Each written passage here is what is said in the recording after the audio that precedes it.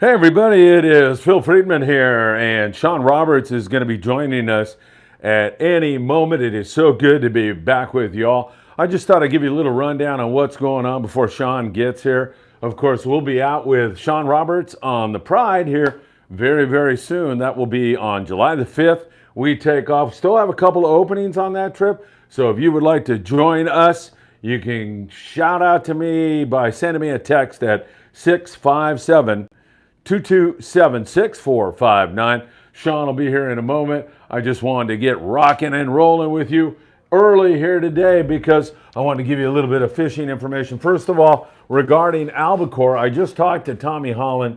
Tommy is doing all our albacore research. A lot of you think that we're both nuts about this, but he's convinced that we are going to see albacore here in the next 10 days or so in Southern California, maybe Baja. He likes the Rodriguez Dome area right now. The worm bank looks exceptionally good to him in terms of conditions. So things are really looking up with regard to that. And at the end of it all, you may be making fun of Tommy and I again. We'll just have to see how that all plays out. It's going to be very interesting. A few notes that tonight we're going to have, of course, Tino Valentine live. Now, his estimated time of arrival here, his ETA, should be around 8 o'clock. But we're not positive about that. So sometime around 8, I'll get started. It was scheduled for 7, but it'll probably be more like 8 o'clock. I know Tino is out fishing right now. I think he has like 8 yellowtail. He's getting harassed again by the sea lions. That has been an A1 pain in the neck for the guys this year. But hopefully he'll be able to put more of a day together. Now, looking down to the southern area, I wanted to talk about those Cal-Patty yellowtail, mostly 6 to 15 pound fish. And we're hoping that, of course, that is going to come together even more because it provides something to do while we're waiting for these bluefin tuna to bite. And if you caught the morning briefing today, you know full well how bad it has been. It's just not biting. Jeff Yeoman's Lunchtime Entertainment. Jeff, you're my entertainment because you're such a loyal, great follower of Friedman Adventures. Always good to see you, Jeff. And the 540 Slingers Club, if you want to learn how to throw the iron, you couldn't find a better bunch of more humble guys who really want to teach the fine art of throwing the iron than Jeff and all the folks there. So I highly recommend you do that. Moving up on when Shon should be walking in here pretty soon, hopefully. I'm hoping he's going to be here and we'll be able to pick his brain. I definitely want to ask him about that trip where he had 61 white sea bass here recently. That was just a phenomenal trip. So the bluefin still with their noses in the mud. Can't figure out what it is. Is it water temp? There's enough warm water around where you think their metabolism would get sped up to the point where they would bite. And of course, you know, in the past in this kind of water, they were biting. So it really is an enigma right now as to why these things have not settled in to bite. And of course, we'll continue to watch that down there. We have Arnie and several other pongeros that we are in touch with also down in the Ensenada area. And those guys have been going south. They found some bluefin 28 miles south of Ensenada yesterday. Those fish didn't want to bite. They found a lot of kelps that were not holding down that way. But some of those San Diego guys, the Legend, the Constitution, those guys had some big numbers of those Cal-Patty yellows, and they were really biting everything. I mean, biting a fly line bait. You could use a small slider, get bit on that, surface iron, yo-yo iron. I mean, it is really always a lot of fun to fish those things. So really, really good signal down there on those Cal-Patty yellows, and hopefully that's going to continue to head in the right direction. Taking a look elsewhere, you know, we do have a little weather on the horizon again. Unfortunately, looks like this weekend it's going to get very breezy again.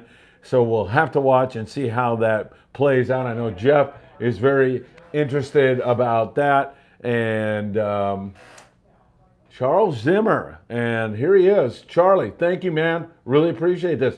Just saw one of the boats found yellowfin out of San Diego. What do you mean by that, Charles? I mean, a yellowfin or many yellowfin tuna? Because that is of great interest to me. We have been seeing quite a bit of that yellowfin tuna show up. So hopefully that's exactly what's going on, that we're finding more and more of it. There's that 72-degree water. You would expect to see that stuff flow up and flood into San Diego. We're hoping for our Malahini trip for sure. So that is looking very, very good. If you could clarify on that, Charles, I would really appreciate it. Travis, good afternoon. It's great to be here in the afternoon. And Brandon says he's got a gut feeling that Bluefin knows albacore on the way. They are eating that microbait that albacore love to chew on. Just my thoughts, Phil. They are adjusting to what's coming. Brandon, the eternal optimist, just like me. So hopefully that is exactly what is going on. And we'll continue to watch this very closely. I'm very curious about what Charles has heard maybe on 976 Tuna or wherever he's heard that about those yellowfin tuna. The boys down there, the Pongeros out of Ensenada, have been playing around with yellowfin tuna. And Charles says Spirit of Adventure doesn't say how many. So definitely something that is very interesting right now. And tonight when I'm on with Tina Valentine, of course, we can clarify even more about that. We'll see if that develops throughout the day. We've talked about what could save the boys in San Diego in the offshore scene. One of them is an influx of course, those warm water species. Yesterday, the first Dorado was taken on the Alicia, 75 miles from Point Loma. Now the Spirit of Adventure seems to be on some yellowfin tuna, so that is also really good news. And then, of course, the Bluefin just turning on again. Hopefully that's going to happen. Mr. Roberts, the man we've been waiting for. Take a seat over there. Shon Roberts, everybody. I've been killing time because nobody wants to hear me. They want to hear you. Yeah. There you go. Can you clip that on your, and if you have trouble with that, I'll come over there and help you. Yeah, that looks good. I think that's going to be good. Shon, how the heck are you, man? We're good. We're chugging along. It's good to see you. Yeah. You, I say it all the time, and then you tell me, bull. But you have just been, I don't know what vitamins you're taking, but you have been knocking it out of the park this year. Wheaties. Yeah. How would you summarize this season so far? I mean, there's been the wind, there's been all of that, but you've knocked the ball out of the park. Most recently, 61 white sea bass and 17 yellowtail. Pretty incredible. Yeah, it's been good fishing. It's just, it's been a roller coaster year as far as boat maintenance and Coast Guard paperwork recently. But anytime that we've had to deal with some issues, we get it right back up and we get right back to where we were at. Yeah. It's been steady. It really has. So that trip with 61 white sea bass, I noticed you made this comment that it never was wide open. And that seems pretty incredible with those kind of numbers. Those are some incredible numbers. Just kind of steady, picking at a few fish like that? Yeah, like the bite for the most part was in the afternoons and or late morning, and you'd have one, 2 fish, 3 fish. Yeah. You'd kind of go dry for 15 minutes. Then you'd hang one, and then you get a little flurry where everyone hooks one. But it wasn't full speed, nonstop. It was just, like 1 to 5 going for the most part for 2 or 3 hours each day. Dropper loop fishing, is that the way? Almost all lead head. Oh, really? Lead head or it was, I'd say like half-ounce lead head. Current was really strong late morning, about a half-ounce lead head. Yeah, and are you a glow-in-the-dark guy, or does that matter to you? I use that glow-in-the-dark and white at night. During the day, I like a lead head with color, adds a little contrast, and they can see it a little bit better, like a red or an orange or a chartreuse green or something like that. Yeah. Do you know this guy? So this is KJ from Mag 12 Baits. I just see you there. What's up, my friend? Oh, you want to come in and say hi real quick? Yeah, well, I was in the area. Yeah. I dropped some fish off because You did. David He brought me fish. some sea bass, man. So I'm a happy guy. And I know you guys are going to be going out. You guys got your trip next Yeah, we week. do. July 5th So, we're leaving. I just want to come down here and present you some Oh, of my thank baits that you. I have out there and fish with. Shoot, throw them over there in front of Sean, man. That's awesome. Right on. on. Do it right there. You might glow in the dark colors right here. The purple. The glow body right here, and then I have the clear right there, and then this is going to be my yellowtail color right here, the blue and the green, and this is my red crab color right here. KJ from Mag 12, So thanks, I just wanna drop them man. off to you guys, man, and wish Right on. you guys a good trip next week. So I don't know if I'll be able to join you. I'm thinking about it because I know you still have a couple of open. We do, yeah. Yeah, so I'm gonna try. Well, dude, you had such a great trip on the CJ. Thanks for sharing all those photos yesterday. No, it was my pleasure, man. It was a pleasure for me to give you a couple of fillets and stuff. I'm by myself single. All that fish. What am I gonna do with it? I don't Right, have to freeze it really. I want to catch fresh fish. You guys are out there in the water every day. It's like kind of hard to eat full. He's on the frozen water. fish. I'm dying. Yeah, so you know how it is. So. Thank you, No, man, KJ. my pleasure, man. Take You guys care. Take care. Hey, take care of yourself. Definitely. Good luck out there, man. You guys be good. All right. You too. All right. Thank you so very, very much. Let's see if we have any. So there's some yellowfin being caught down in San Diego on the Spirit of Adventure today. 5:40. Do you know Jeff Yeomans? He's going out on the Amigo this Friday. He's hopeful about the weather. Sounds like there's a little weather this Doesn't weekend look again. good. It We have a trip Friday night. I think we're gonna reschedule. Yeah. It looks a little bumpy. I mean, maybe if you were like an open party boat or something like that, you could probably fit it in. But I think we're gonna probably reschedule. And some of our guys have already been on the horn with me asking about it. I looked at it and it looked pretty nasty for the night. You know better than me. But I said, hey, that's a forecast. Let's hang on and wait and make a decision, right? Yeah. Perfect. Blue skies, he's hoping for bluefin tuna. How come I never hear of anyone catching fish on the troll? They catch bluefin on the troll now, don't they? Yeah, they catch Especially on them. those mag or what are they called? Those Mad things? Max. I'm all scared of They bite the standard marauders. Just the same. They're just a little bit harder to find the older marauder styles, but they bite those. They bite a cedar plug way back behind the boat. It's just not a standard troll fish. Yeah. But you do get them. Sean, how much? I've always seen you as a really capable fisherman, really capable. How much of it is due to the boat, however? Is that like a fishy boat? You know what I mean? It's Some an boats insanely are just fishy fishy. boat. Yeah. It's very quiet. Yeah, because you guys, like you're sitting there and we're doing a podcast, and then like I'll walk out and I'll go, they left? I never even heard anything. Yeah, it's just kind of like the Monte Carlo right now. You can hear them pulling out. Yeah, right. And the boat gets bit. I mean, obviously you have to have the boat in the right location at the right time, and timing is huge. But having a boat that's quiet, doing the kind of fishing that we've been doing, that's very important. And it's the boat gets bit. So you're talking about sea bass fishing, and Yeah. white sea bass have those lateral lines. They're very sensitive to sound. That's what you're talking about? Yeah. It's super important, isn't it? Yeah, bait ground fish, when you're fishing a little bit deeper water, it's not as important. They can't, you're fishing them in 100 to 140 feet of water. Not as big of a deal, but if you're fishing them in like where we've been catching most of our fish, it's like 3 to 7 fathoms. So anywhere from like 15 to 40 feet of water. That's very important that you're a little bit quieter. Right. Yeah. So people who are joining us on this trip, what gear should they bring? Or is it too early to say? Because the way this year is, everything seems to change at the last minute. I know we had a trip on the Amigo, and we were fishing for a giant bluefin one day. Then we were fishing for white sea bass. Then we were back to yellow. It was just, every day it was different. I fully plan on putting in a very big effort fishing sea bass for this trip.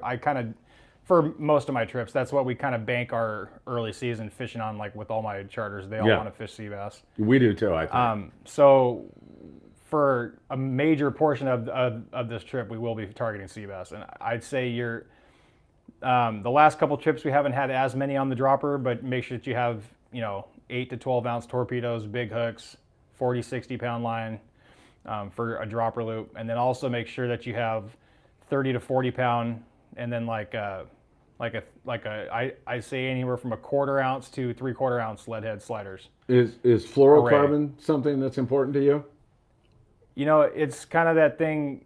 If it's daytime, yeah. Yeah. But one of the main things with it is just the abrasion, and it's stiff. Helps you. Basically, I think it helps you connect on more fish. And It helps you keep them on because it doesn't chafe as much, and it's kind of stiff, just like a braid. And it also sinks through the water faster. So, if you have it, always use it. Have you had good nighttime fishing on sea bass on most of your trips? Yeah. Many of your trips? Let's put it that way. Yeah, we've had a couple trips ago, I'd say we caught probably over half our fish at night, and that was all dropper loop or a heavy jig with a couple swit on it. But yeah, there's been some nighttime fishing. There's been some late morning afternoon. It's all when the current and the conditions kind of line up. It could be night, it could be morning, it could be afternoon, it could be sundown.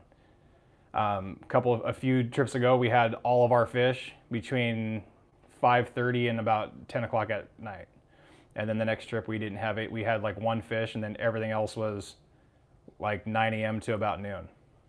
just always changing. Right. And that's every single trip, right? You're going to have change on that. Yeah. Do you get the impression that this year we've it seems like you step on the gas and it seems like we're off to the races and then we go backwards a little bit again. It's been tough in terms of conditions, knocking water temps down and doing the kinds of things that put fish off the bite a little bit.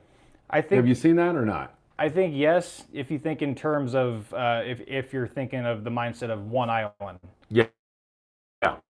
I think if you're catching fish at one island. Good point. It could slow down, weather could jack you up, or the conditions could get more off, then there's always another island. It kind of seems like that's biting. And that's kind of the advantage of where we're at here. Like say if the fish are biting at Catalina one day for 4 or 5 days, then you go there and it's not biting, we have the option to go to 4 different islands on the next day. Yeah, that's amazing. And as long as there's been fish there, it kind of seems the way that I've seen it this year is if something slows down, there's something going on somewhere else. You just have to pick the right one. Yeah. In terms of that trip. And is that luck or what is it? Or is it an intuition that you have? It's a lot of luck. Yeah. But it also helps to have a very big network of people that we talk to, and including private guys that are honed in on it. Commercial guys. Yeah. Yeah. I talked to a few different commercial guys, and that definitely helps. It helps having guys that are there at sundown, like, hey, we had some fish here at sundown. Okay, cool. We're going to be there the next day. Bring them out bait, and everyone works together, and then of course work with all the bigger sport boats and so forth and so on. But it definitely helps having a network. I mean, fishing's one thing, but if you have a network and you know where not to go, it definitely helps out. Yeah, for sure. All right, you mentioned 4 islands. I know what they are, but why don't you tell everybody out there what those 4 islands are that you can fish, let's say on a 2-day trip. So we have a 2-day trip with you. What islands can we conceivably fish? On a 2-day, we technically could fish as far north as like that Anacapa, Santa Cruz, Santa Rosa stuff on the first day. How far is that? 90? It's parts of Anacapa and Santa Cruz. I think Anacapa is 62. Oh, okay. The closest part of Santa Cruz is going to be right around 68, 70. That's not too bad. And then you start getting further, basically further to the west of Cruz, and it starts getting up to around 80, 85. And then there's parts of Santa Rosa where you can get to that are 88, 89. And then obviously the further front side at like Rhodes, Brockway area, all the front side zones, that's more like 95. Yeah, yeah. Which you can do. Just depends on if you can leave a little bit earlier. But you really can't do that on day 2 unless you have a group that specifically wants to only target sea bass. Yeah. You could always stay for the morning and then leave around 9 or 10. Right, right. So when you're making this decision to go to a particular island, you're getting all that intel ahead of time with your commercial sources and everything else, right? What goes into that decision making? Honestly, a lot of headache. Like I mean, I'd say before I'm running a trip or if we're out on a stretch, there's not 1 second where I'm not thinking about where I want to be, what time I want to be there. I mean, of course, a lot of it goes in the mindset with bait. Make sure that we have bait. So there's a lot of different things. Yeah, for sure. A guy named Brandon is going to be on the July 5th trip. He said, "Hey, is it okay? I want to try out. Is that all right to troll around? Have at it." Oh, okay. Yeah, you go. It's the point of this trip is to target sea bass. You can have at it. I'd say where we'll probably be at, there's not a very good chance of getting bit. Maybe a bonita, maybe a stray yellowtail, but and you can catch that by just yanking it in, right? Yeah, get it to skip maybe or whatever. All right, Jeff Yeomans, he's from the 540 Slinger Club. He says, looking forward to jumping on board the Pride on July 30th. You know him then. He's going to charter with you. A little bit. I haven't Super personally had guy. him on the boat yet, but he's got a couple charters. Yeah, he's a super good guy. He's a vet, so we got that going on. That's always good. Speaking of that, I saw Michael, you guys were involved in the H&M. What did you guys do there? I noticed you donated some stuff. Yeah, we donated a 3/4 day trip, which they That's great. they in turn They upgraded it to an overnight by just adding a little more money. Oh, okay. I was up here busy running a trip, and then Mike was down there. I saw him there. Yeah. He did he went on the boat and helped out, helped cut fish, helped rig up rods and things like that. So we kind of did both. I ran a trip up here, and then he was down there doing that. You guys are pretty dedicated to our military guys. I noticed that, right? That's a big thing with you guys. Really I mean, I'm honestly really dedicated to just helping any kind of organization out that's geared towards getting people on the water. Yeah. More so towards veterans because I have family members and things like that, but not even just like vets, kids or anybody really. Just appealing to get more people involved in this sport, right? Yeah. Yeah, it's really important. So what is up with the bluefin tuna? Why? What you've been in this, way more than me. Why are they off the bite? Do you have any kind of a theory on that? Because everybody wants to know, like, what the hell is going on? I'd say the last 10, 15 years, at some point in the year, it's about 3 times normally, 2 or 3 times They put their nose in the mud? Everyone starts freaking out. Oh, they're not going to bite. Oh, they're gone. Oh, they're not going to bite ever again. You have to think back at how many fish have been caught this year before July 1st. Yeah, right. Probably more than we've ever seen in the history of sport fishing.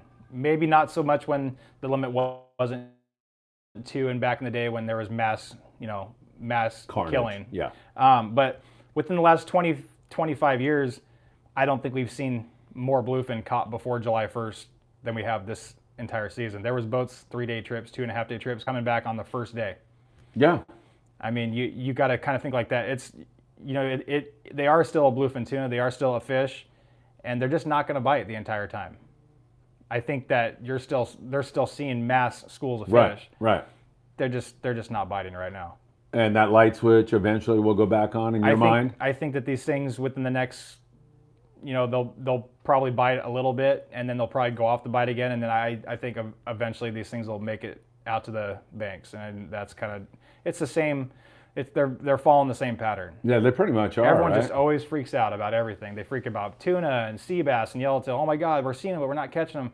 Why aren't they biting? It's because they're not going to bite 24/7, 365 days a year. Yeah. They're not a sculpin. They're swimming. They're a pelagic species that are always swimming, always eating, and when they're on their own source, since they always need to eat the entire time due to how much that they swim and how much blood that they are pumping throughout their body, they gotta eat. And if they're feeding on a source, they're probably not going to eat what you have to offer. Yeah.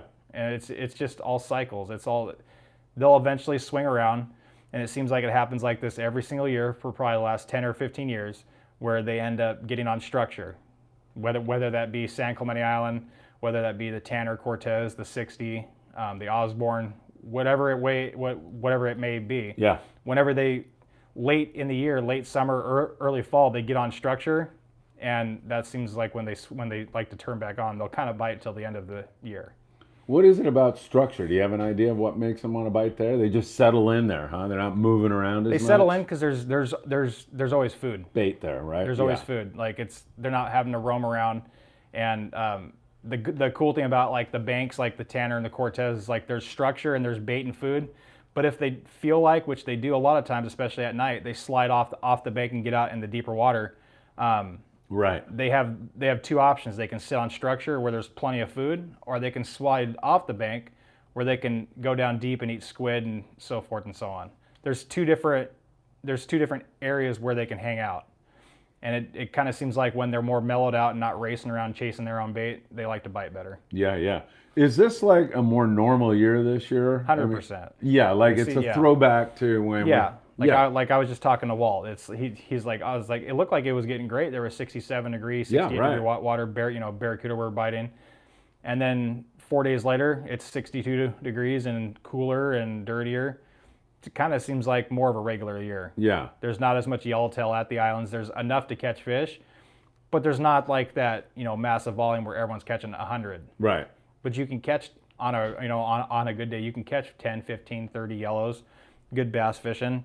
And that's a great trip. Yeah, You're just not it takes a little more skill, which I think more and more people are starting to kind of settle in and like actually like enjoy more of like a hunt than just expecting to go out and kill nonstop. Because if you can go out there and hook 2 or 3 nicer grade yellowtail, catch some bass, I think that's a great trip. And then also have a shot at sea bass. It's Yeah, I mean, I remember trips where you'd catch 3 or 4 or 5 white sea bass and go, that was a bitchin' trip, man. Yeah, I the didn't boat would get be one, sold out. but yeah, I was there and I had a chance and it was really cool. I think a lot of this is we're all really spoiled now. 100%. Right? Yeah. Yep. Especially, I mean, well, not especially, but I mean, the sea bass, the amount of sea bass, the amount of these bluefin are like, to hear people say, and I do it myself, I'm guilty of it, those little 30 to 60 pound bluefin. Yeah. It's ridiculous. Yeah. Right? I think a lot of that has to come into play too with the limit only being 2, which, I mean, how many 60-pound bluefin do you really need? Really don't need that many, but I think it comes into play with that. Like, if it's biting and like there's it's only 2 and they get a couple 30-pounders, they're kind of bummed, like, oh, the boat's turning around and going back home because there's nothing else to catch and they only caught 2 30-pound bluefin. Yeah, right. I could see both sides of it, but at the same time, yeah, like people, I mean, there's been so many better grade fish caught, where if it's only a 30-pounder or a 70-pounder, it's considered small. Yeah, right, exactly. So nobody has to worry about bringing any big tuna gear on this trip or anything else, right? Probably not, unless things change by the time we get to Monday, let's say, and then you'll let me know. But yeah, for right now, we're fishing sea bass, islands, right? Yeah.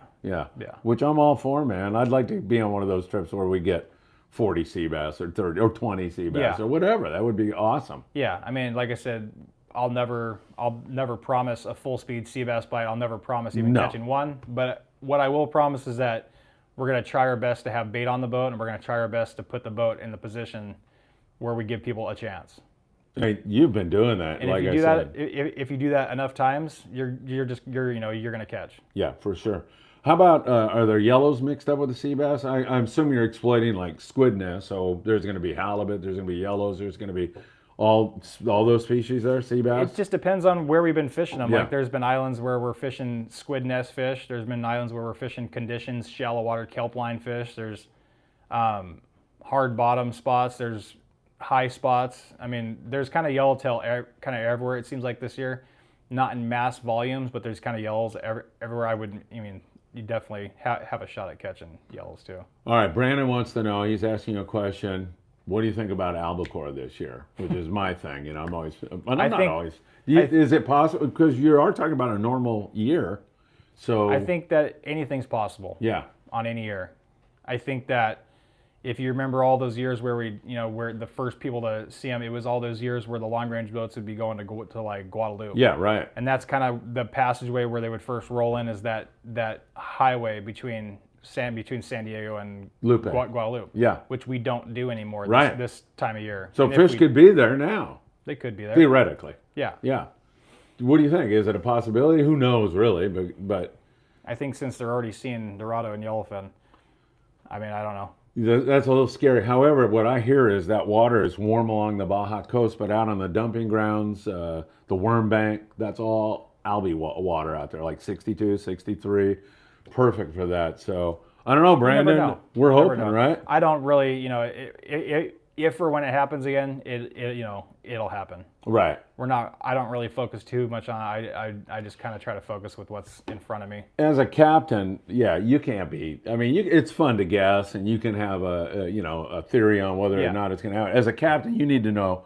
All right, cool. Maybe there will be albacore, but right now we're focused on sea bass. Yeah. We're having good sea bass fishing. If that pops up, we'll get on it. Yeah, I mean, I've had not as many, but I've had a couple groups or a couple people hit, send me messages like, hey, is there a possibility of catching bluefin?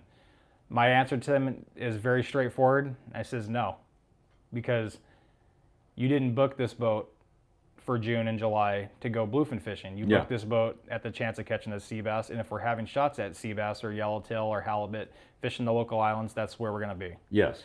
I mean, if there's a chance to catch a bluefin, we still probably won't, just because we don't really want to do that and switch over until it's the time. Yeah. Which you'll know when it's the time. There's multiple boats catching.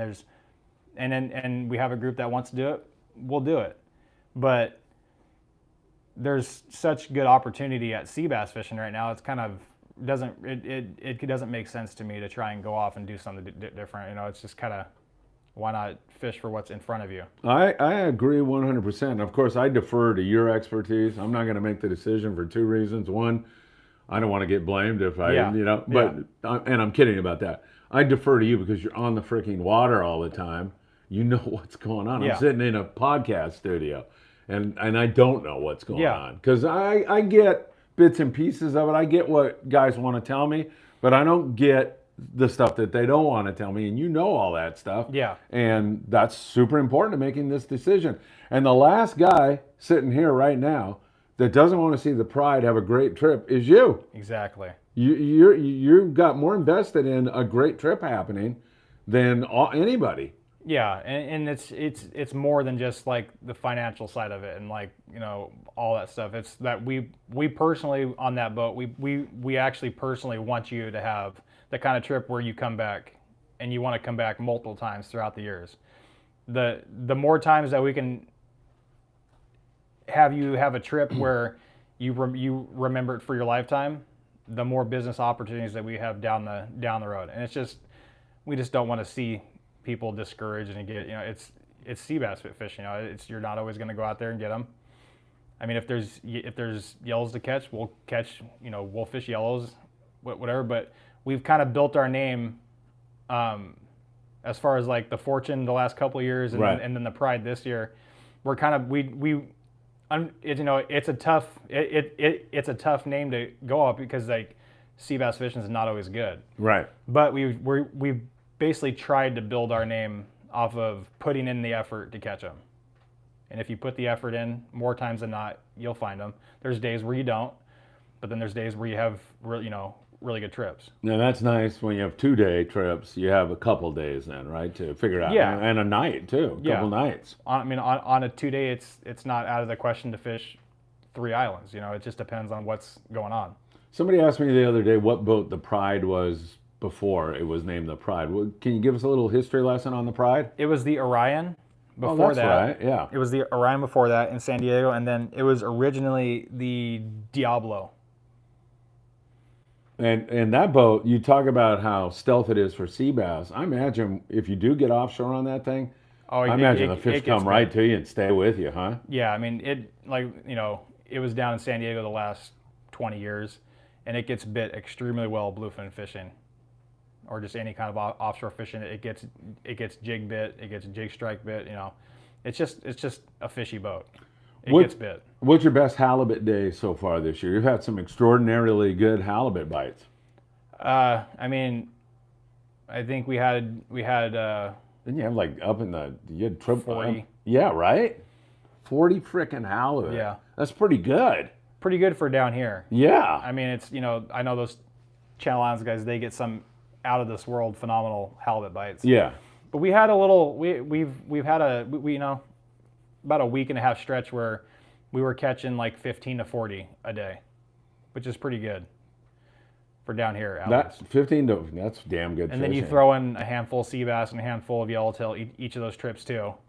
How in the heck can you beat that kind of fishing? Yeah. And what grade of halibut? Were they decent? Yeah, I mean there was, we'd catch a few shorts, we'd catch a few of those like 5 to 12 pounders, but I'd say on average probably like 10 to 20. Yeah, okay, perfect. Some bigger. Is there any island in particular that's outperformed all the other islands? Or if you don't want to say that, I get that too, but is there one that's been really good, like better than the other ones, or not really bouncing around like? Not really. Yeah, okay. We've had phenomenal bites at all of the islands basically. At Catalina? Catalina, we haven't fished Catalina too much this year. Yeah. We were fishing it a little bit in the beginning of the year. We were catching a few. But that's the one island where you haven't really put too much time in. It just doesn't seem like it's been. Yeah. I know there was a bite there for the guys here. Yeah. On the full day boat, they had 2 or 3 weeks ago they had a pretty good stretch. Yeah, they did. But besides that, as far as a big boat bite goes, it just hasn't been pretty good small belt fishing. But that really entails sitting there and waiting for the conditions to change, which kind of hard for us to do. Yeah, right. Is the boat a wood boat? The old timers used to always tell me wooden boats got bit better than steel boats. Not sure if that's true or not. You have any opinion on that? It's a plywood. It's a plywood boat with a glass over it. Yeah. Do you feel they get better than steel boats? 100%. Oh, yeah. you do? Yeah. Yeah. There's just not as much sound transfer throughout the boat. Yeah. You think with a steel boat, there's going to be way more sound transfer. Yeah, for sure. Sound right? travels a lot better through steel than it does wood. So that is really important. Kind of like the a sound. muffler. Yeah. And that that boat already has an exhaust system that basically quiets the engine down immensely, and then you add in the fact that it's wood as another muffler. That's great. So how important is it when you're looking at let's say a guy wants to charter a trip, moon phase, all of that This stuff. year? Does that make any difference? Yeah. How about this year? How's Not it really. played out? Not really. So you've had crappie fishing on the full moon and wide open fishing on the full moon, right? Yeah. Yeah. We've had some of our best days have been approaching the new moon, getting away from the full. Yeah. We've had some really good days before the full, but on the full and a couple days after, for some reason, hasn't been as good this year. But it seems like the further away we get from the full, entering the new has been better. All right, but generally speaking, like when a guy says, "Oh man, I always fish the full because it's wide open," or "I hate fishing the full because it sucks all the time," you don't think? I mean, it's just different every single time, right? Always different. Can it Seems be like. wide open at one island on the full and crappy at another one? I assume so.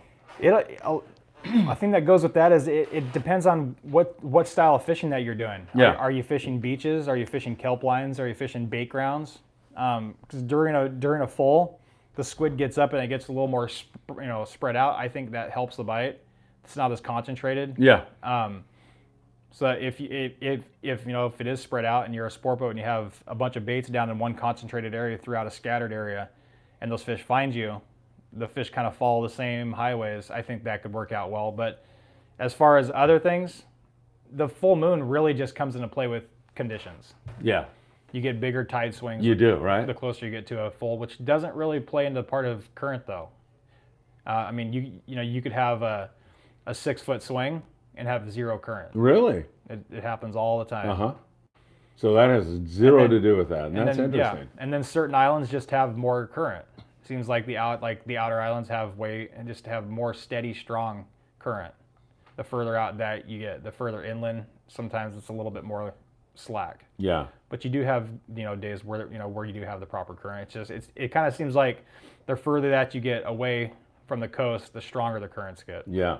A lot of people have it in their head that July, August are not good sea bass months, but I think those are probably the best sea bass months, right? At least July. Yeah. It seems like August it gets a little too warm, maybe. Yeah, it seems like this year could be another one of those good ones, just because the water hasn't got too warm. Yeah. It's wanted to get warm, but then you get a little blow and it kind of cools it back down. And as long as we still have squid around and the water's not 68, 70, 71, I think we've caught plenty of fish in July, especially at like the outer islands fishing like the kelp lines. You'll catch calico bass and you'll get little like sea bass swim throughs fishing the kelp lines for fishing bass like August, September. We've caught plenty of sea bass. Yeah, for sure. I want to say hi to all the guys at Island Fishing Tackle who are tuning in right now. I know you're going to enjoy fishing with Shon. All the folks there, Sam and Oscar and John and Eric and Peter and everybody. I hope I didn't miss anybody. Steve, thanks for tuning in. Here's a guy saying hello to you right now, Scott Buchert. You know that guy? Oh yeah. What's that mean? He's a really good kid. He really is, isn't he? A little annoying. And that's just being nice. He really likes to be involved, and which is not a bad thing. No, it's not. He likes to be involved, and he's got a great heart and a great work ethic. Yeah, you know what I mean? I'll never say anything bad as far as a work ethic or him as like a human being. Well, talk to me after the show. I'll tell you all kinds of bad things. No, I'm kidding. I love Scott. He's a nice kid. Hopefully he's got a question for you. He's working on the Ranger 85 now, so I'm means very well. proud of him. Yeah. For doing that, Yeah. right? Because that's a hard thing, man. Being a deckhand and doing all that hard work, he's doing some really great stuff. Up in the Channel Islands, I noticed those boys up there run and gun. I'm going to let you get out. We're not going to go 2 hours today, believe me. We're going to go like maybe an hour. Those guys run and gun on their sea bass. Sometimes. Sometimes. Depends on what island that you're fishing. Do you ever do that? 100%. Yeah, okay. Like this last bite that we had. And explain what that is for people who are listening. Running It's gun. basically there's a lot of different meanings to it. Yeah. it could be, for like tuna fishing, you're going from spot to spot to spot of fish that are up. Yeah. For sea bass, it could be more, there could be a breezer on the surface. They could be up shining on the surface. It could be subsurface sonar fish, just going from spot to spot. Like this last trip where we had that pretty good fish, and majority of that fish was breezers of sea bass up on the surface milling around. How cool is that? We wouldn't stop and drift on them, but where we had our best hit, it was pretty much fish that were up milling on the surface, and we kind of just put the boat ahead of them by about a quarter mile. Oh, shit. And then just kind of hand over hand the anchor, slid back through a little bit of chop and a couple live, and eventually we just kind of started to hang them, and it just like one here, one there, kind of got better and better and better. Had a couple good swim throughs and pick here and there. Wow, a quarter of a mile. So you're anticipating. What are you watching the way they're swimming and kind of? You see just the area that they were at. You just kind of, if you fish the area long enough, you just kind of know where they typically like to hide, and like where they typically like to sit in accordance to kelp lines and the sand and things like that. Yeah, right. And it's a lot of luck as well. It was just the fact of the matter that the current was screaming down the kelp line, and you just know that if those fish are headed this way and you throw a little bit of bait, that bait's going to get to them fast enough, and you get guys fly lining baits back to them fast enough. All you got to do is hook one. You hook one or two, those fish see that and they start to come closer into that chum line. There's people who claim that if you keep a fish in the water, that you hang a fish and you keep it in the water, that it brings the fish to the boat. Is that true or not? It sounds like it is true, but you don't want to leave a fish in the water, obviously. No, I mean, like over the last week and a half here, we've had a lot of our fish have had followers. Yeah. Like they're like 3, 4, 5, 6 fish following them. Oh, that's bitching. And we've hooked fish like that too. You have 2 or 3 fish fall on a fish, you pitch out a squid, and you watch one of the followers eat your bait. Come on, that is so cool, isn't it? We've had a few times where we're making bait at night and we're catching some fish at night, and we're watching fish come up in the light and eat squid. Oh my God, that is so. It's almost like you can hand feed them, huh? Yeah, That is bitching. All right, Charles Zimmer says, "What's a good setup for white sea bass? Do you need a lot of drag to pull them away from the kelp?" As far as the bites that we've had this year, no. Like I said, like we're near kelp, but I typically try to position the boat far enough away from it to where that's not an issue. If you have the right condition and you have plenty of current, you can get away from the kelp enough because they're going to get those baits. They're going to come out of the kelp. You're throwing a little bit of chop, a little bit of dead. They'll come out if they have current. If there's no current, sometimes you have to sit in the kelp, kind of, or really close to it because those fish aren't really coming out. Yeah, yeah. But I mean, I always say like sea bass are not line shy, even on like a lead head or a slider during the day. Yeah. I mean, they're going to bite 40 I don't easy, fish. right? I fish nothing less than 40. Right. Yeah. Like for sea bass fishing, I'll fish mostly braid, mostly braid to like a short fluorocarbon top shot. Yeah. And just fish your drag a little bit less. Basically when you get bit, the first couple minutes is where they're going to make their little run. Yeah. They're not a stallion fish. They shake their head a little bit. They'll make a couple runs, and that's about it. Yeah. So you back off your drag a little bit. You let them do what they're gonna do, and then they kind of settle in. Then you can inch your drag back forward, and you have 40-pound tests. You just kind of wind them to the boat. Perfect, right? Yeah. What's the initial bite like when you get bit by a sea bass? Is it like you get freight trained all the time, or is it like sometimes? But a lot of times it's like it just feels like a perch. Like it does, right? Like for those guys who fish, like I can kind of classify as like those guys who like to fish bass. Yeah. Fishing like a jig for like a bass or a Senko, like freshwater bass fishing. Yeah. It's exactly what it feels like. Like most of our bites this last trip where you feel like a tap. Sometimes it would just feel like the fish went to like eat your bait and like swam away and you just felt this tail like hit your line. Yeah, right. It just felt like a really soft tap. And then you'd kind of pop it and then throw it back out of gear and let it fall back down. They were eating it on the drop basically. And then you just put it in gear and you just kind of feel them on there. They're not going to freight train your bait normally. So when you feel that perch type bite, what do you do? Don't set the hook. Yeah, you just don't set the hook. Just wait. And see if it loads get it up. tight. Yeah, just kind of maybe back pedal your line a little bit or put your reel. I don't really want to put my reel in gear because sometimes they could bite it a little bit heavier and then just pick your bait off if you weren't ready to load your rod up. I'll kind of backpedal it, hold the spool with my hand, and if you feel that fish start to get on there and load up, then that's when you can put it in gear and put the rod down and just swing a little bit. Excellent. Shon, I know the Friedman Adventures family is learning a lot from you today. More questions. Nicholas Anderson says, I can't wait to fish with Captain Shon. July 19th, he's going to be with you. Secret trip probably. Maybe, and he's a great kid if that's who I think it is. What would we most likely target at that time, July 19th? It just depends on what's going on. I hope sea bass fishing. Yeah. I know a lot of guys don't like it, like, because they're a pain, they're a pain. And I think that you can kind of transfer that to like open party boats, which I get it. Open party, you're running every single day. Open party, you have to put people on the boat, you have to put people on fish, you have to catch fish that are actually biting, and you have to have numbers of fish every single day to get the boat out. Yeah. It's tough. Yeah. We're lucky in the fact that we're mostly charter. I have groups that's what they want to do. I've had groups where we go out there and we catch 0. I've had groups where we go out and catch 4, and they're stoked because they just had a chance. Yeah, right. It just depends on what's going on. I mean, that trip, I believe, if it's the secret trip like I think it is, that's a sea bass trip. If we have to go up north, we'll go up north to fish them. If it's local here, we'll stay local. We'll maybe fish in Outer Island the first day and then go up north the second day. All right, perfect. Steve Bermudez, I think it is. What is the captain's favorite type of fishing? Do you like freshwater, saltwater, or do you like, I think he says, going to bars? You're a married guy. You're not out the bars. I know that. No. So freshwater or saltwater?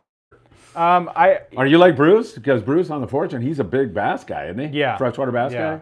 I'd say like when I'm on the boat, I love yellowtail fishing, sea bass fishing, yellowtail on the jig or calico bass fishing's fun. Yeah. If I'm not on the boat, honestly, I'd say in the last 5 years, I probably went fishing on another boat 4 times or less in the last 5 years. I'm more into freshwater fishing. Really? I actually really like going trout fishing and fly fishing, pyramid up in like Reno or going to Utah and fishing that, or striper somewhere. That's my kids too. But what's wrong with me? Because Eddie Leland, who's an old captain, I don't know if you know him, he's like, Phil, you got to get into the green bass. You got to get into this whole thing. And I'm like, I'm not a huge bass fisherman. I'm not into it. Like largemouth fishing, I like to catch them when they're biting. Yeah. But I'm more into, I like fly fishing for like trout in like different states. I'll go to Wisconsin or go to Utah for you've done all that? trout. Oh yeah, I love that. That's fun.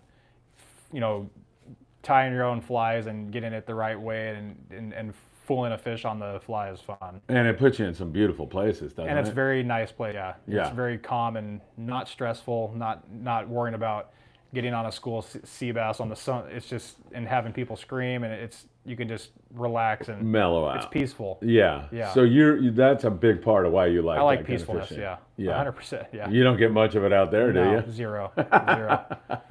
Still have a full head of hair. How'd you pull that off? So far, yeah. You might look like this someday. Let's hope not. Yeah. There's always, if you do, it's always plastic surgery. Yeah. Oh, I know. It's just the fact. I mean, like I said, like when I'm on the boat, I don't rest. I don't get a lot of, I don't get a lot of sleep technically and not technically, hypothetically. We really, on the Pride, we really try to put max effort into it. Whether it's stopping at Santa Barbara Island on the way home from somewhere and making squid for the next trip, even if it's, a couple scoops here and there, that 2 scoops will transfer into sea bass the next trip. We won't just go straight home. Well, we're always thinking ahead. We're always trying to make sure that we put our passengers on the best possible chance of catching a fish. And sometimes it works and sometimes it doesn't, but it'll 100% always never work if you don't do that. Yeah. So 100% effort, right? And it gets tiring, I'm sure, doesn't it? Extremely tiring. Yeah. Especially first year, like me and Mike's first year owning the boat, it's been a stressful year. It's been like we've had things go wrong, we've had things go really right, but we're getting this run and we're getting this boat set up to exactly how we want it for up here, and it'll eventually smoothen out. Yeah. So you plan on staying here for a while to come, right? Yeah. The only place that I would maybe later down the road, once this boat's paid off, or if we decide to buy another boat, I'd like to run a boat up north, Channel Islands. I really like that. You like it up there, don't you? 100%. And do you head up there quite often, even As out often of as here? I can. Yeah. Yeah. If it's not biting down here, and there's a chance up there, and our group wants sea bass, I have no issues going up there and putting in time. Did you work up there before Yeah. in your prior career? Yeah, I worked on the Coral Sea Oh, you did? for a couple 3 years. I fill in for Tucker occasionally, very rarely. He's an animal too. He doesn't like taking He days totally off. is, No. isn't he? I know. Even while the boat was broken down, I was like, "Hey Tucker, in case you want a day off, just let me know." He's like, we didn't run a lot this winter. I'm just going straight through." He's just an animal too. He is. He puts in max effort every single trip. Yep. He's just one of those guys too that just doesn't rest a lot because he might be asleep, but there's gears spinning in his head thinking about where he wants to be next and where he thinks that the fish could be next. Yeah, he's a remarkable guy that way, just as you are. You guys just never give it a break. Some guys, I don't know why they're not fishy. I don't know if it's lack of effort. We all know, and obviously I'm not going to say anything. It's a lot of luck.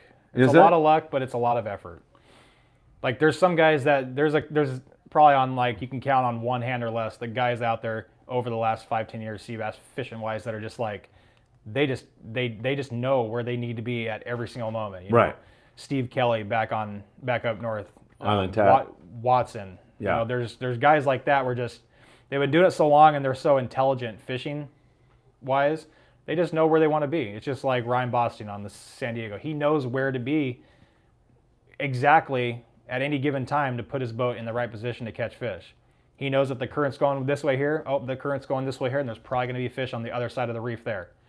It's just there's very few guys that have that. Yeah. And then I think it's like I said, I think it's the guys on the other side of the coin where a lot of luck and a lot of effort takes you a long ways. These people are absolutely loving you today, and I am too. Dino says, awesome show, guys. My question is for the captain's favorite lure for sea bass. Thanks, Phil, for all you do. Dino, thank you. Dino was down on the H&M military thing. Great guy, super good guy. You got a favorite lure for a sea bass? I mean, obviously a surface iron when they're biting it. We've caught a few on the surface That's pretty iron. bitchin' too, huh? There's been a handful of times where I know Tucker was saying about he had that one night bite where they were biting the surface iron in the dark. Yeah, right. That's hard. That's kind of hard to beat. But we've had some times where there's a lot of current and those fish are up in the water column, and you'll see them way back there boiling on squid and sardine, and you can hook them sometimes on a surface iron. Very, very rare, but doesn't happen very often. But when you have the opportunity, that's a pretty cool way to get them. Absolutely. I don't know if a lead head constitutes a lure, but like for fishing when they're a little deeper down the water column, Bucktail. bucktails are good. Yep. Color relevant. At night, white. Yeah. And daytime? Any color. Green. Green, orange, Like yellow. a green bomber. Yep. Do you remember that? You're not Yep, that old, yeah. are you? Are you? Well, I'm not that old, but I know what a green bomber Yeah. is. Yeah. But yeah, I mean, it's like I said, nighttime, early morning, white, because they can see it better. It's the contrast. It's not necessarily that they can see the colors. Yeah. They can see the contrast, and they can see that better as far as the contrast goes in shading. When it's really bright out, the shading, as far as contrast, orange, yellow, red, greens, they can see that better. Yeah. It pops. And then it's not necessarily that they see a squid way up in the water column, but they see the contrast of something else. And they go to investigate. And then they get close and then they see, oh, it's a squid. Yeah. I think that's why maybe a lot of times the bites are weird. They're like weird bites that kind of come up and like investigate to make sure that's a squid, because there's not typically a dead squid floating on the surface. Right, Normally there's right. a dead squid at the bottom. Maybe that's something. I mean, maybe it's just a complete not true, but that could be why you get a lot of weird peck bites when they're up in the water column. What is exactly in your head going on when a sea bass is it actually pecking at it, or does it have the whole, you think it's just like pecking? There's been You've guys seen it? that send down like cameras and you can see them eat it. They literally just bites it like a largemouth bass, eating a drop shot or a Senko. They'll come up to it and eat it, and sometimes it's like half out their mouth and half not out their mouth. That's why like those guys that get that bite and it's half out their mouth, and they swing, they miss. Yeah. Or if it swallows it down and it's and they'll go to swing and it's in the process of being spit back out, sometimes they'll hook them on the side of the face or the head or something like that, and a couple head shakes and it'll just pull the hook right out. Right. That's why if you always, I know it's really hard because you're like, well, is it gonna stay on there? Is it gonna keep eating the bait? Just do not wind down to it and set the hook until you literally feel that fish putting a bend in your rod. It's very hard. I had a guy on. You mean it takes a lot of patience? Yeah, Yeah. yeah. I had a guy on this a couple trips ago. We had a good sundown night bite, and he lost like 3, just due on the dropper loop, due to just the minute he'd get a bite or a peck, he'd swing. Yeah. He hooked a couple, but halfway up it pulled the hook. And then everyone else was just, you let it load up. You let the rod load up. The minute your rod loads up, then you just wind down into it. You don't need to get crazy. You don't need to swing super hard. You have tight drag with 40-pound. That's going to be plenty to set the hook for you. Yeah, yeah. Steve Bermudez wants to know circle hooks or J hooks for sea bass. What do you like? J. You do. You're not a circle hook guy? You get a lot more bite on a squid with a J hook. What does that mean? What do you mean by that? You can get the hook on that squid better. Yeah. With the circle hook, the way squid are, they're kind of gummy and soft. Yeah. You go to hook it one more time, and that tip of that hook, since it's a circle, it comes back into the squid. You don't have a very big gap from where the squid is to where the tip of your hook is actually. Got you. So one time through when you're hooking a squid on, or a couple times? Yeah, always a couple. But you don't want it to look like a ball. Yeah, you don't want that, right? You want it to look natural. Yeah. You want it to look like you want it to look as natural to what a dead squid would look like floating around. Yeah, definitely. Great stuff, I'm telling you. Scott Bugert says Fish Ops in Florida. He's hitting our sponsor. Scott, I appreciate it. www.opsonusa.com. Put in FA at checkout and you'll get a free gift. That's Freedman Adventures. Are you on a time schedule? Let me know. Are you? No. You're good? Yeah, I'm good. Okay, perfect. Derek Van, you guys are absolutely killing it. He's killing it. I'm just asking questions. Hopefully I can book a trip with you guys later this year. Hopefully you can. Captain Shon, you ever seen sea bass bite the slow troll like yellowtail will? Or is that not a thing?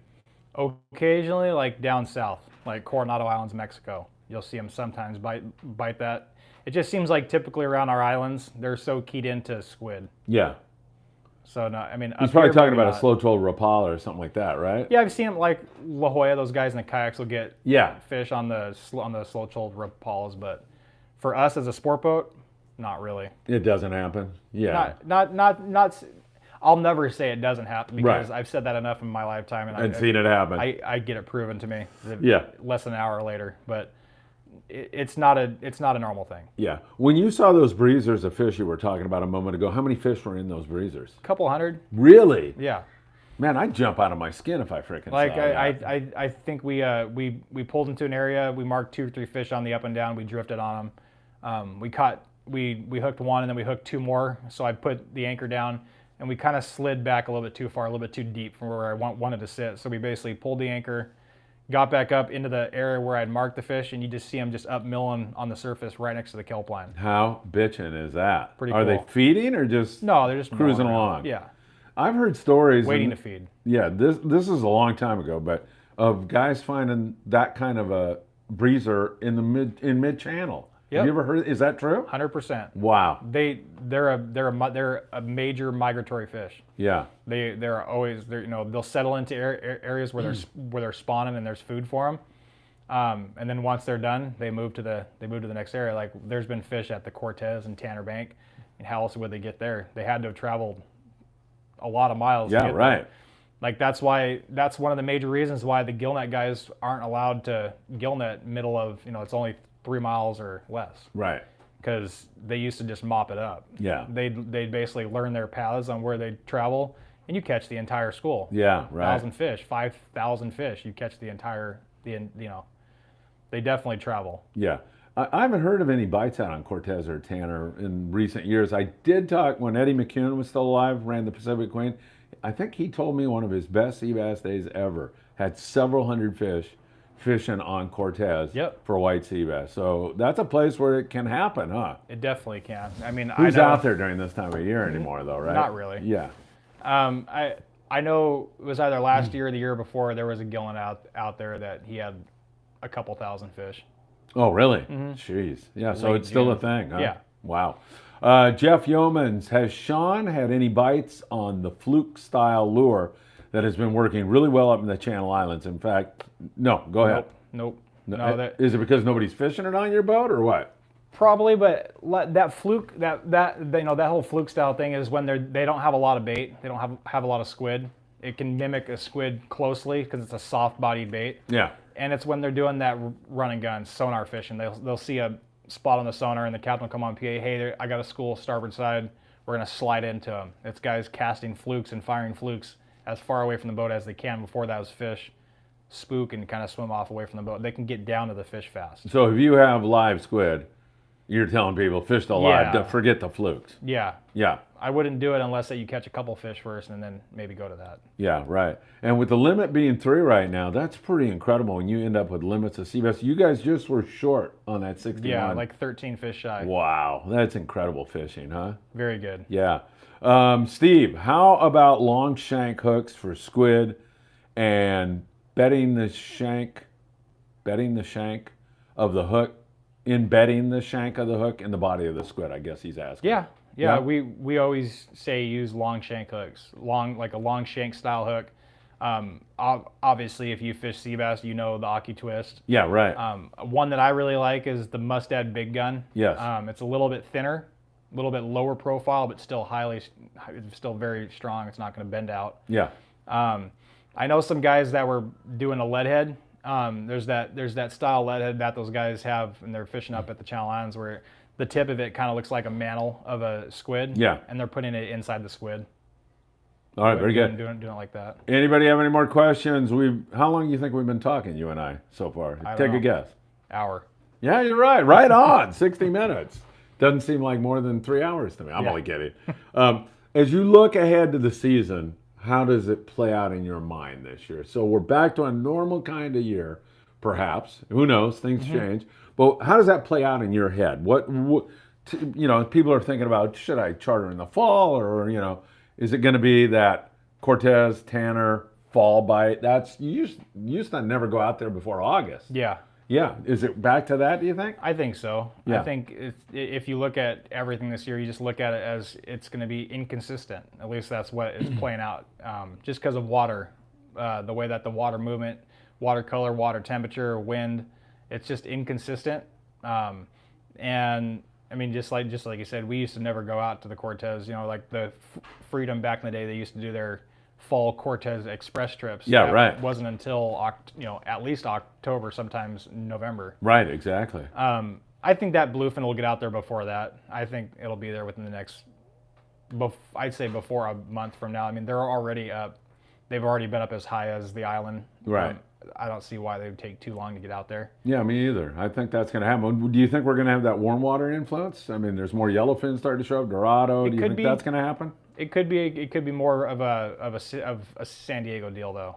Yeah. I think it'll be more down like the classic San Diego down the beach, like between Colonet and right. San Mart where there's kelps down there. Obviously some might come up a little bit closer to home, but it might just be more of just a normal style year. Yeah, it certainly seems like it. Opinion on those glow-in-the-dark long shank hooks to regular normal color, Captain Shon. Any difference on the bite? You like glow-in-the-dark or irrelevant? Irrelevant. It is. When you're fishing that far down. I mean, obviously if it's a glow hook, they can see a glow hook, but they can also see the squid that's on your hook. I don't think they really care about the glow hook. Typically when you're fishing like that, you're fishing it on like a dropper loop or something. Right. And you're fishing at least 70 to 140 feet down. I don't think the fish swims up to your stuff and says, oh, that's a glow hook, I'm going to bite it. I think it's more the squid that's on your hook. We've had guys that are fishing like a hookup bait or something like that and putting a whole squid on there and thinking that they're getting bit because it's a hookup bait, or thinking that they're getting bit because it's literally the squid that's on your hook. Yeah. You don't have that squid on there, probably not going to get bit when the fish are biting squid. Right. Yeah, that seems to make sense. So you look at those irons on the wall there. Is color irrelevant in iron also? I know Gary Kwan from Tatty Lures tells me he thinks it's the way the jig swims, and he's seen guys that have the paint, you have too, I have. Yeah. There's no paint left on the jig and it still gets bit. But you are a big one on that contrast, right? Yeah. Like I wouldn't Can fish. you explain that just a little bit more so when a guy goes to pick a lure, he understands the idea of contrast? Yeah, like say you're trying to catch a yellowtail or something like that. I wouldn't go pick out a chrome service iron. Yeah. That doesn't the fish aren't chasing that thing because of that chrome. They're chasing it because of the way that it swims. It just, like I said, it just depends on the swim and how that jig swims, and also basically retrieve of that jig. Just like a lot of people said, the more sharp of a tip, the faster you want to wind that jig. The more blunt edge of it, and the more squared off that tip is, the slower that you're going to wind it. Yeah. But that's about it. We used to fish, and once again, I'm deferring to your knowledge, but something with chrome in it was when you're yo-yoing for tuna most of the time. Yeah. Right? Yeah. And why is that? Why is that effective? They can see that better, right? In the depths. Down deep. If there's any kind of light, basically, if there's any kind of light refracting down there, it's going to hit that chrome, and they're going to see it better. Yeah. Man, you put a lot of thought into this. Are you a student of? Are you into I heard. Who did I hear? Jeff over on the Thunderbird was talking about these frickin' false killer whales throwing tuna around the other day. I don't know if you heard that or not, but are you into the whole nature and the whales and all? I mean, learning about all that? Oh yeah. Or do you stay focused on the fishing part of it? I mean, yes and no. I kind of. Obviously, no one's perfect in any sense of anything. Yeah, right. I'm always trying to learn. I'm always trying to learn new things, and if you're not learning every day, you're not doing it right. Yeah, exactly. All days aren't going to be great. There's going to be horrible days. There's going to be days where your boat breaks down. There's going to be days where you catch one fish and the boat next to you catches 50. It's going to happen. Yeah, right. It's basically how you rebound from that. Like, do you go out and do you just go pout and like, yeah, it sucks. Probably super pissed off for a little bit, but it's how you do the next day, like the effort that you put in to not let that happen again and do something different and do it better the next day. Yeah, absolutely. So you do that as a captain of a boat. How about the angler on deck who's snake bit and can't get a bite? What should he be doing? Should he be observing others around? Should he be watching the guy that is getting bit and copying him? Yeah, if you're the kind of guy where we had a person like this on the last trip, he wasn't necessarily getting super angry and cussing or anything like that, but yeah, you could see he was frustrated. Yeah, like we had a sundown bite going into the evening, and I don't know, we had 20 fish on the boat, and he hadn't caught one yet, and it was now dark, and most people were inside eating, and he busted out a bucktail jig, something a little bit more old school, something that he's more comfortable with. Yeah. And he caught 3 and 3 drops. Wow. While most people were just sitting in there eating dinner. And do you think that just gave him the confidence and then? Yep. He's caught fish on it, and he knows how that works. Obviously, dropper loop fishing, dropper loop, it's kind of frustrating sometimes. Guy next to you gets bit, guy to your left gets bit, guy up the rail gets bit, and you're just sitting there waiting. It's when they're biting the dropper loop and they're biting really good, that works. But if you're not confident and there's guys next to you getting bit, maybe change something different. Maybe go to a 3/4 ounce lead head or something that is different than a dropper that you can work that water column just above them maybe to make your squid look a little bit different, or just things like that. Or fishing yellowtail, maybe size down in your hook, maybe fish a yo-yo jig if you like to catch them on the yo-yo. A lot of times we'll have good yo-yo bites in the middle of fly line bites when no one's really doing it because they're still, they're chasing bait, but there's no one doing that. There's no one fishing that part of the water column. Yeah. Just sometimes you just got to kind of sit back, relax, chill out a little bit, and just kind of fish something that you have confidence with.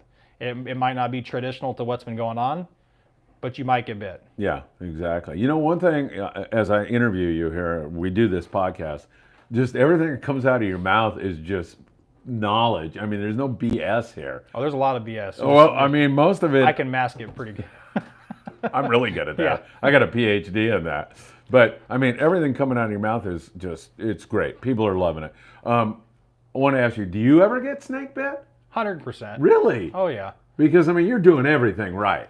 So, and that term, snake bit, for people that don't know, it just means you can't get a bite. Yeah. Like I was on the stern of the Qualifier 105 as a kid, and we had 185 albacore, and there were guys with 20 fish. And I ended up barely with 3 fish. Yeah. And I got them late, and I was just sitting there like, what the F? I'm doing the same thing as everybody. I must have been doing something wrong. You're doing something different. My line was too heavy, or something was screwed up. Size or line or something like that. And sometimes that's what it is. And so what you're telling me right now, and this is great, You're telling me that if you're not getting bit, you're snake bit, there's a reason that you can 100%. identify and correct it, right? Yep. Yeah. Almost all the time. Some of it might be that you're just too fired up and you're not thinking right, and you're doing little things wrong. That's why I kind of, it's something that I've always preached. Fish aren't smart. Sometimes it's just the littlest thing that can change your success. Maybe your hook size is one too small. You can still probably get some bites on that little bit bigger hook, but if you go down to a little bit smaller size, it'll help your bait swim just a little bit better, and it could up your chances of getting bit. If it's a pick bite or something like that, that is huge. Or say you're fishing a lead head. I've seen, I don't even know how many times, like guys fishing a 1/4 ounce aren't getting bit, guys fishing a 1/2 ounce aren't getting bit. There's one guy with 7 fish, and he's fishing a 3/8. That 3/8 is just kind of like that magical size lead head and slider, where it's just a little bit oddball. It sinks a little bit faster, but it doesn't sink as fast as a 1/2 ounce. Yeah. Something just as little as that could play a huge part of it. And obviously sea bass fishing, if it's dropper loop fishing, there's nothing you're going to do about it. It's just sometimes you can't get bit and it's not your day. And then there's a guy that's never done it before and he's got 6 fish. That happens all the time with sea bass, right? Yeah. So when you're snake bit on deck, are you looking around, or you immediately start? You don't just say, "Man, this is not my lucky day." No. You don't throw your hands up. You say, "What am I doing wrong here?" I look at the guy who's got the most fish and I try to basically mimic it as well as I can. Yeah.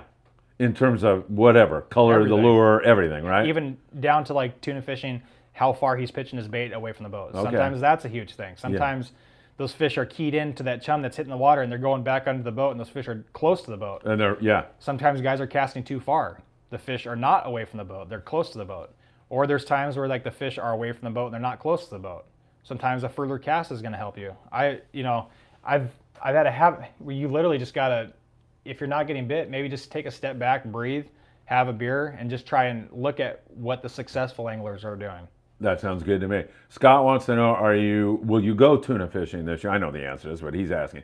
Is it all sea bass this year, or are you going to go tuna fishing? You're going to go tuna when it's time to go tuna. I'm going to go tuna fishing when we can actually stop the boat and catch them. Yeah, right. Brandon says, that's me, Phil. I've been snake bit the entire year on sea bass. Excellent question. Everyone got bit around me, and I couldn't get one. So he's been there. He's felt the pain, and you're not alone, Brandon. Right? No. I can't believe it's happened to you. Because I see guys like you. Frickin' Tommy Rother used to come down. Like have an albacore stop. Everybody, you want to get in the water right away. He'd just come casually downstairs, walk over to the bait tank, spend some time searching out a good bait. I did notice.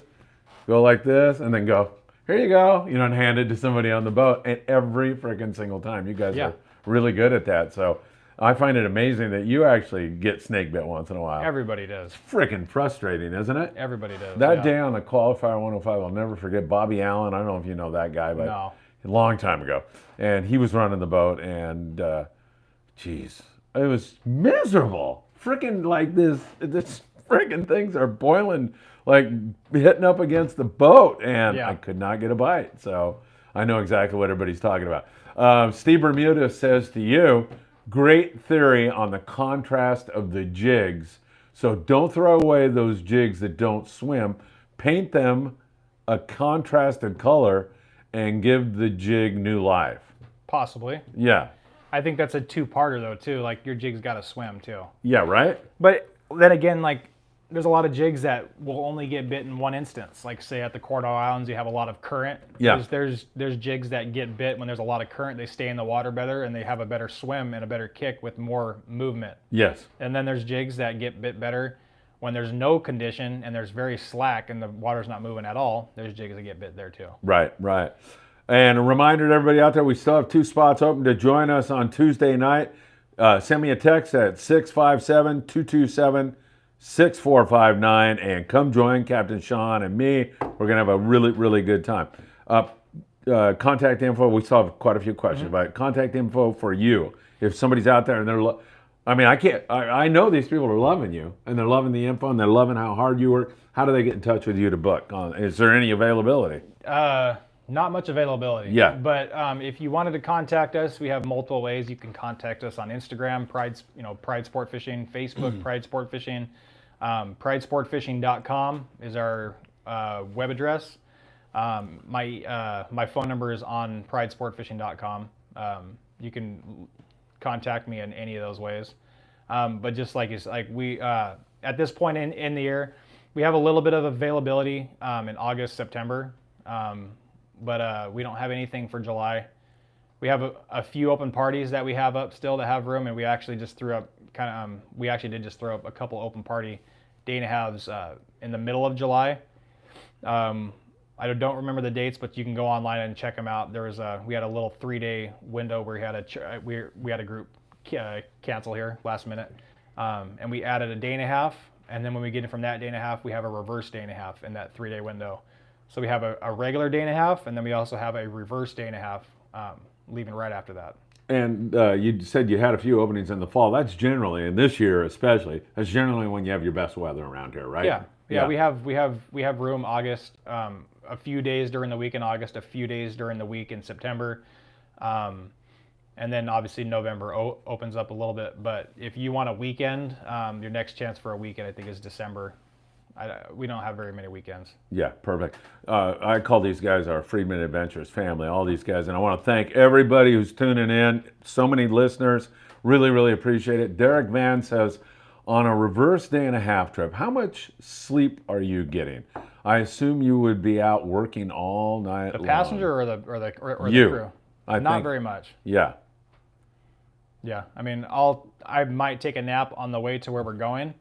And we'll leave about 10 a.m. Yeah. Try to get to where we want to be. It's hard to sleep in the daytime, though, right? And the gears are turning, right? Yeah, it's kind where of are we going to go? What do I do if they're not biting? If we can't make bait here, right? Yeah. Yeah. Yeah. I mean, not as much.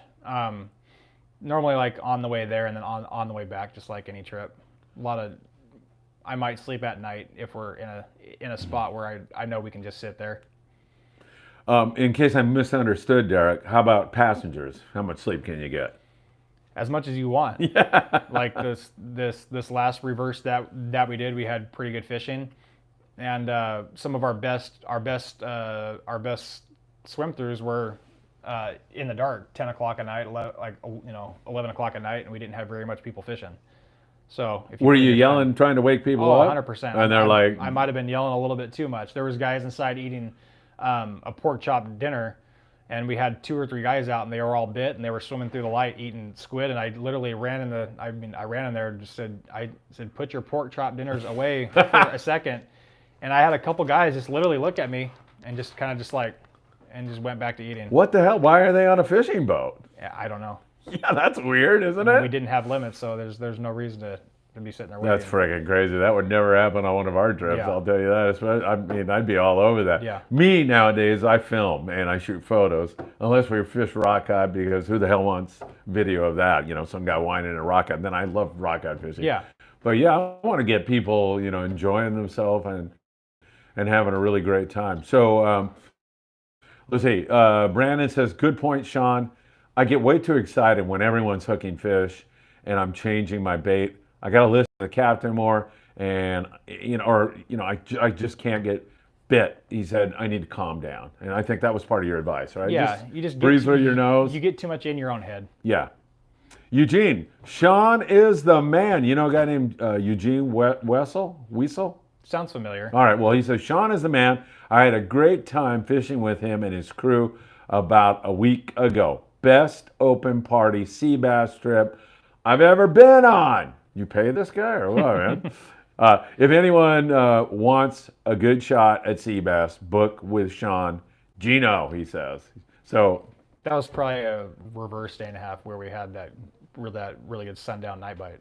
There's no better way to get a business going than word of mouth from a satisfied guy like that who just happens to be listening.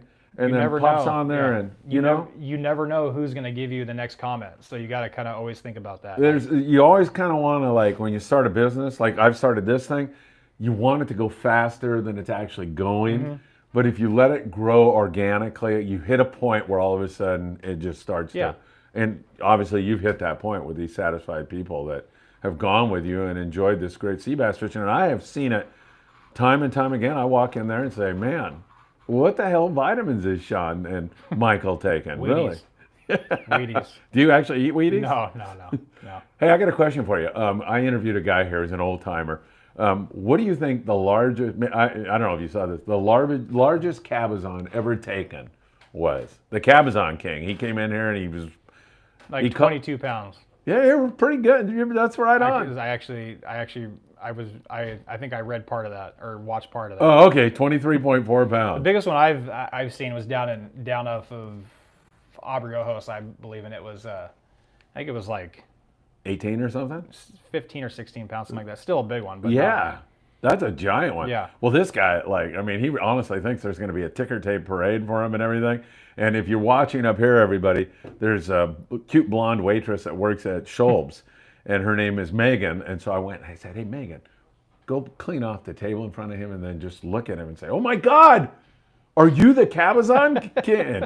I swear to God, you should have seen him, Sean. He stood up and shook hands. He was signing an autograph. Yeah, it was really, really that's nice. That's a really big Cabezon.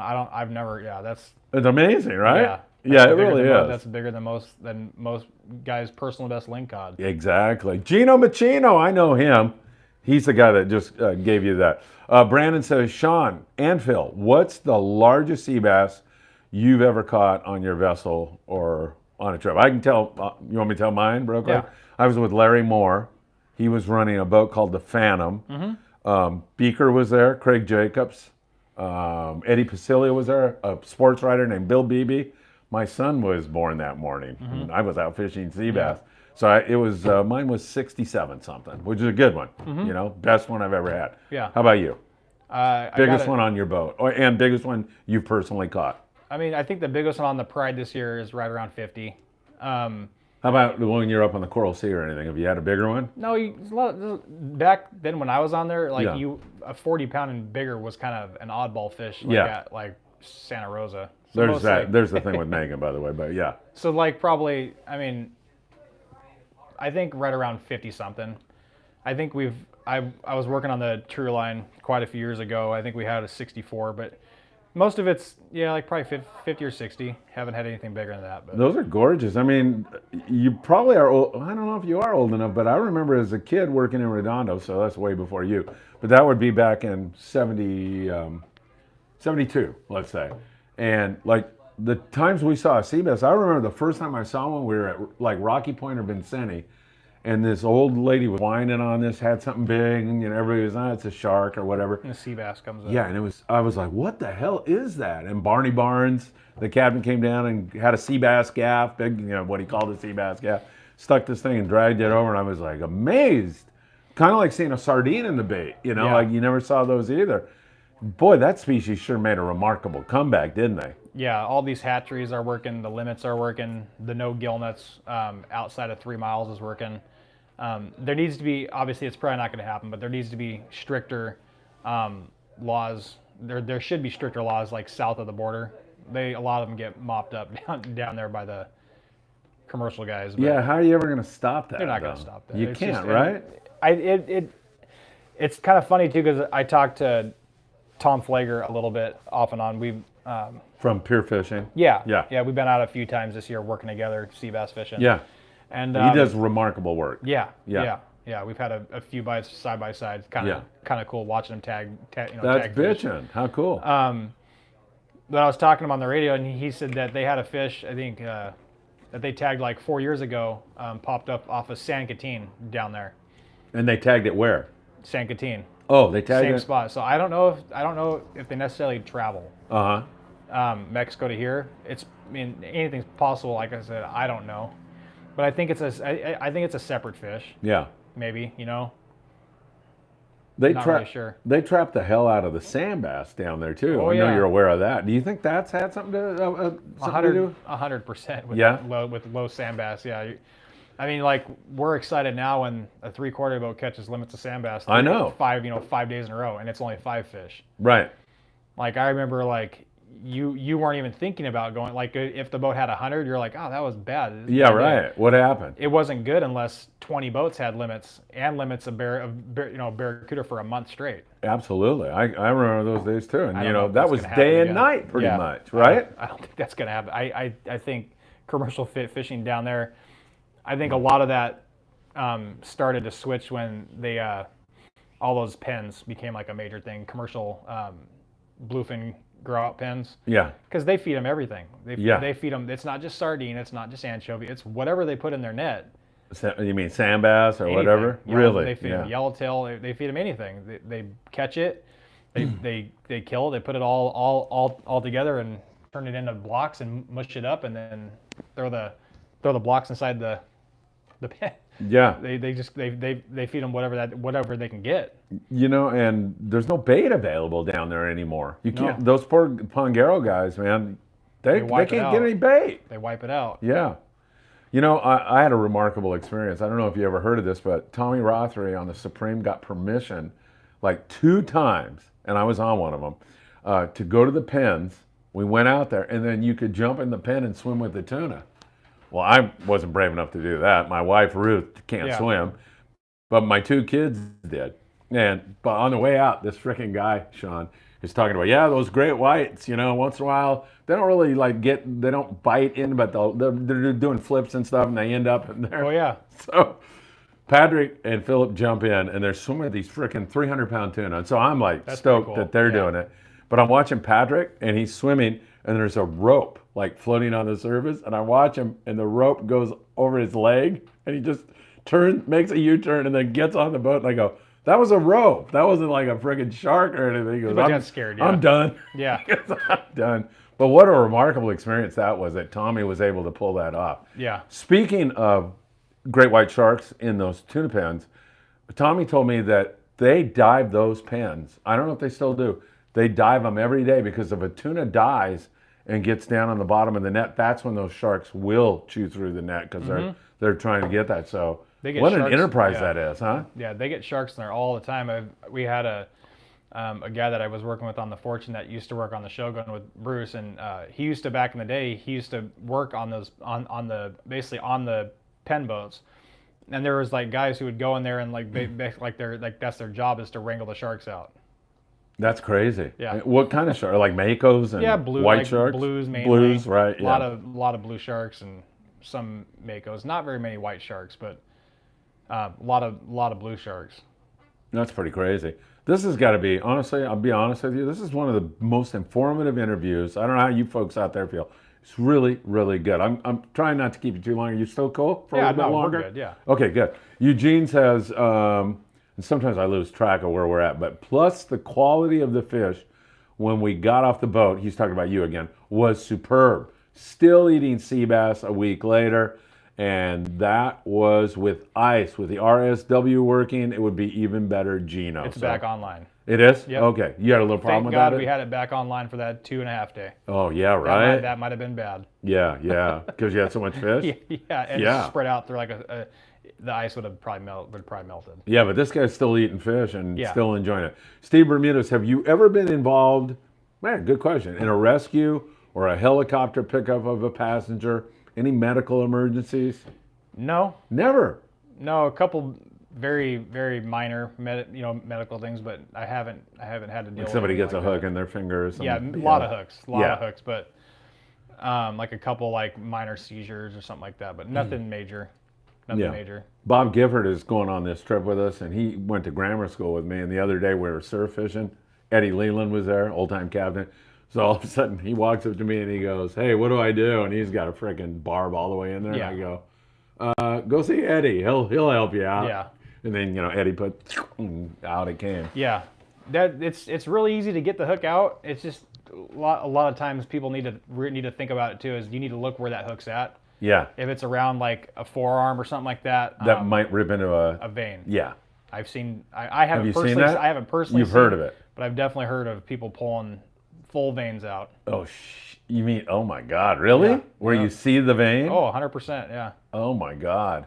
And then because you just think that barb, if the hook is in a vein or near it or very close to it, when you twist it and you pull it out, that barb's going to grab whatever's coming out. Oh my God! So you got to be careful with that, or like a neck or something that's close to something major. Yeah, where you can bleed out actually, right? Maybe just cut it off and leave it in for the time being. Yeah, that's crazy.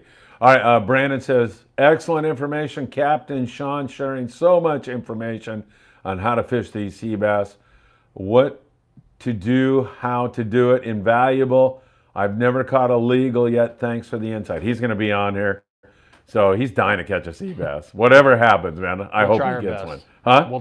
We will try our best. Yeah, absolutely. And in general, like July is a very good month for sea bass. People are starting to think offshore and they're thinking yellowtail, but the water's not too warm usually, but warm enough where their metabolism is kind of sped up a little bit and they're feeding better. Yeah. Problem is, I think, is trying to find squid, right? Yeah. Yeah. Which, I mean, there's a decent amount of squid around. It's just, it's the whole thing is that when your boat's running every single day, you're using that squid every single day. So it's kind of like you got to make sure that you have squid for that trip currently, but you also have to think down the road and try and think, I want to make sure I have a squid for the next trip and the next trip and the next trip, which it sometimes is kind of difficult to do. Yeah, right. Yeah.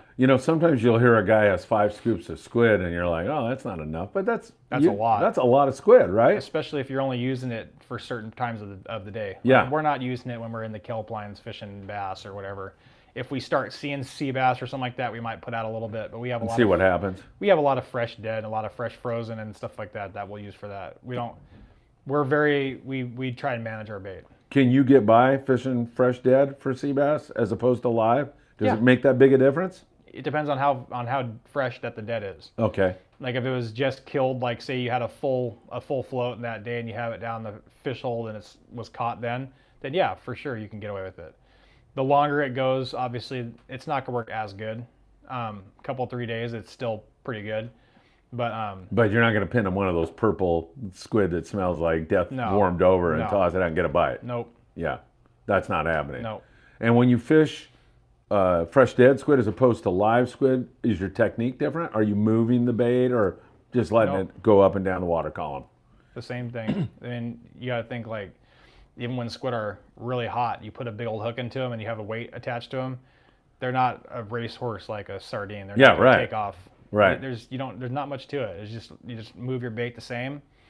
If there's a lot of current, don't maybe get to a certain point and don't keep on letting your line out. Maybe thumb your spool a little bit and let that bait work its way down because the current's racing it up. The more that you keep letting it out, the more that bait just want to kind of basically plane up and just keep on going back.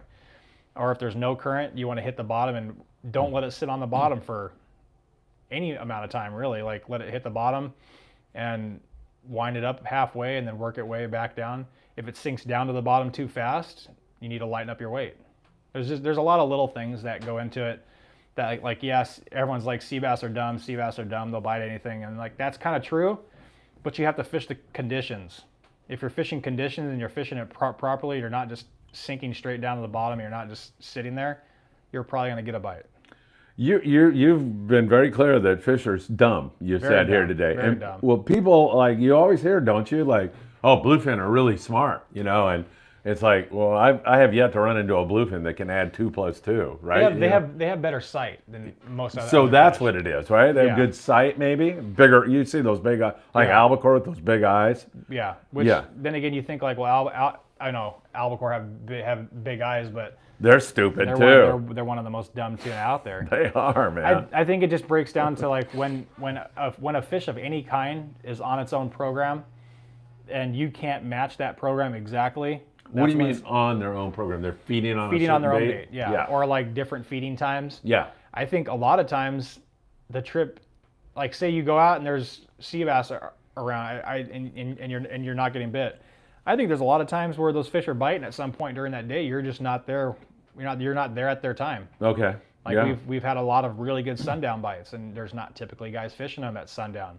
The commercial guys and skiff guys do, and they catch them pretty good. Yeah. But typically sport boats won't, because they're mostly 1-day trips, or if they're on a 2-day, they're traveling to a different island. But if there's fish there, maybe fish them a couple different times. Maybe fish them in the morning. If you don't get bit, maybe they're biting at sundown. Yeah. Generally speaking, is sunrise and sundown a magical time to be fishing or not? It seems like it is. Because it's low light. Yeah. It's low light, and typically you have condition early and late. So that's what it is. The low light and the condition. then again, there's a lot of times where you're at gray light and you have zero current. Yeah. I just think it's it's low light conditions. They can't see as well, especially squid fish. Like typically yellowtail fishing, you won't start getting bit really till if you're fishing sardines or you're they're biting like jigs and things like that. You won't get bit till the sun comes up a little bit. Can you explain to everybody what you mean when you say you have conditions? What do you mean by that? It just means that where you're set up for that fish, that there's current flowing into that area. Okay. Basically. Fish like moving water, don't they? Yeah. Right? Yeah, like we had a really good bite the other day at sundown. The current was going uphill, basically where we wanted it to, and they were biting. The very next day, we were in the same exact zone, and we had no current, maybe a little bit of a trickle going downhill. Yeah. And we didn't get bit. We saw fish, we didn't get bit there. But then we found, then in a different part of the island, with the condition that you want for that, then you get bit there. Yeah. That's why you fish the conditions. All right, makes sense to me.